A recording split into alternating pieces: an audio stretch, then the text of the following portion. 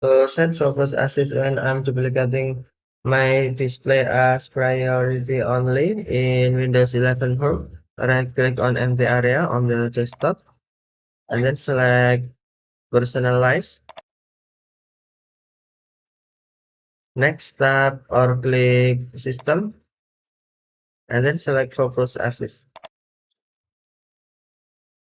Tab or click when I'm duplicating my display. And then you must turn on first if off. Tap switch either on to turn on. Turn this on to stop notifications when you are duplicating your display to an external monitor. For example, when you are giving a presentation. And then tap focus level drop down menu. Select priority only. Tap the button to save.